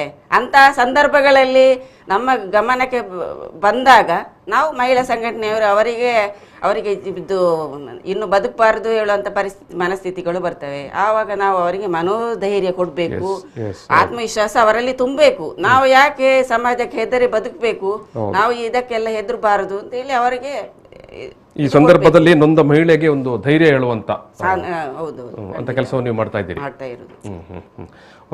ಎಸ್, ನಾನು ಈ ಒಂದು ಮಾತುಕತೆಯನ್ನು ಸಮಾಪನ ಮಾಡಬೇಕಾಗಿದೆ. ಇದು ಅನಿತಾ ಅವರೇ, ನೀವು ಈ ನಡುವೆ ಯಾರಾದರೂ ಹಿರಿಯ ಪೊಲೀಸ್ ಅಧಿಕಾರಿಗಳನ್ನು ಭೇಟಿ ಮಾಡಿದ್ರಾ? ಮಾಡಿದ್ದೇವೆ ಸರ್. ಏನಾದರೂ ನಿಮಗೆ ಹೌದು ಏನಾದರೂ ಭರವಸೆ ಏನಾದರೂ ಕೊಟ್ಟರಾ? ನಿನ್ನೆ ಕೊಟ್ಟಿದ್ದಾರೆ. ನಿಂದೆ ನಮ್ಗೆ ಇವಳ ಸುರೇಖ ಏನು ಮಾಹಿತಿ ಬೇಕಂತೇಳಿ ಕರೆಸಿದ್ರು. ಆಮೇಲೆ ನಿನ್ನೆ ಮಾತ್ರ ತುಂಬಾ ಸಮಾಧಾನ ಹೇಳಿದ್ರು. ಇಂಥದ್ದು ನಾವು ನಿಮ್ಗೆ ಭರವಸೆವಾಗಿ ಇರ್ತೇವೆ, ನಾವು ಅವರನ್ನು ಅರೆಸ್ಟ್ ಮಾಡ್ತೇವೆ. ತುಂಬಾ ಅಂತ ಹೇಳಿದ್ರೆ ಇನ್ನು ಕೂಡ ಟೈಮ್ ಬೇಕಂತೆ ಮಾಡ್ಲಿಕ್ಕೆ. ಇವತ್ತು ಮಾಡ್ತೀನಿ ಅಂತ ಹೇಳಿದ್ದಾರೆ. ಮತ್ತೆ ಏನಂತ ಹೇಳಿದ್ರೆ ನಾವು ಅವರನ್ನು ಹುಡುಕುವ ಕಾರ್ಯಕ್ರಮ ಮಾಡ್ತಿದ್ದೇವೆ. ನಿನ್ಗೆ ನಾವು ಧೈರ್ಯವಾಗಿದೆ, ನೀನು ಯಾರು ಇಲ್ಲ ಅಂತ ಎನ್ಸ್ಕೊಳ್ಬೇಡ, ಈಶ್ವರಿ ಮೇಡಮ್ ಜೊತೆ ನಾವು ಇದ್ದೇವೆ ಅಂತ ಹೇಳಿದ್ದಾರೆ.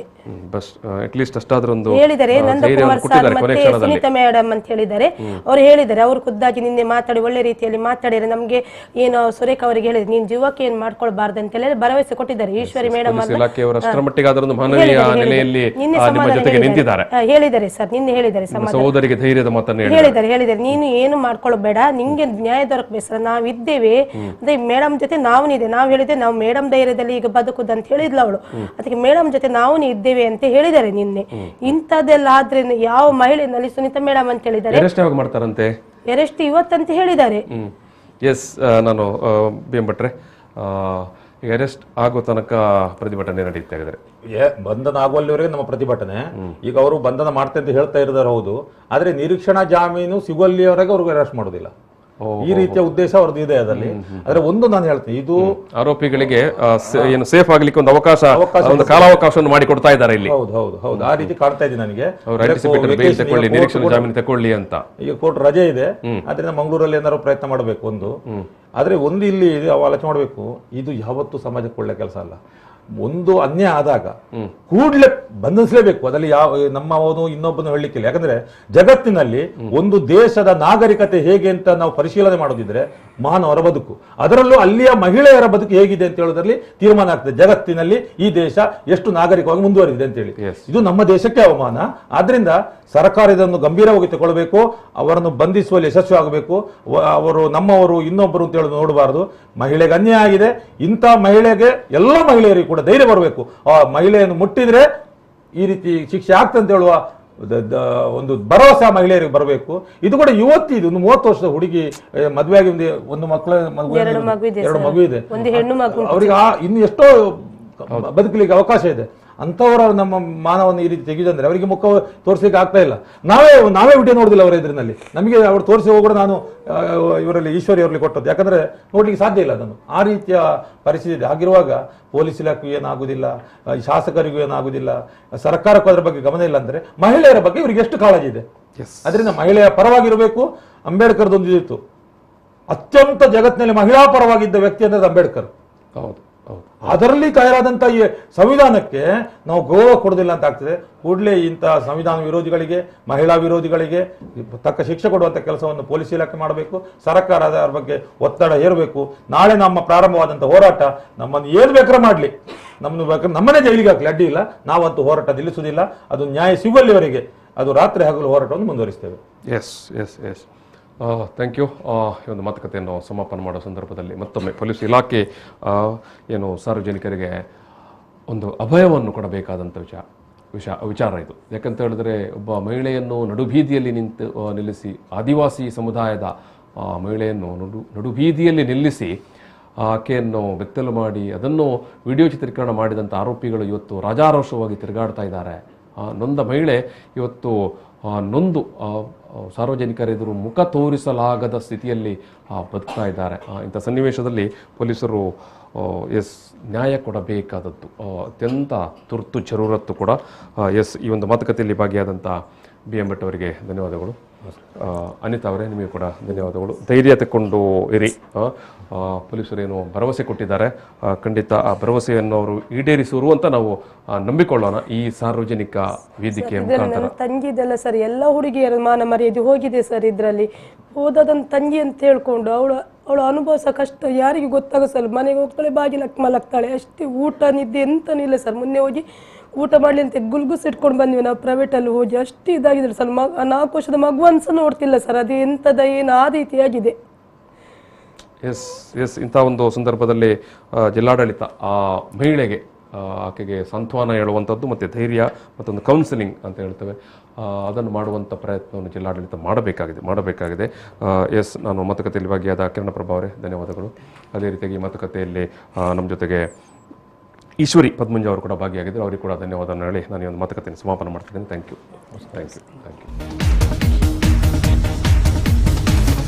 ಪ್ರಚಲಿತ ಈ ಕಾರ್ಯಕ್ರಮದ ಪ್ರಾಯೋಜಕರು Father Muller's Charitable Trust, SDM college Ujire.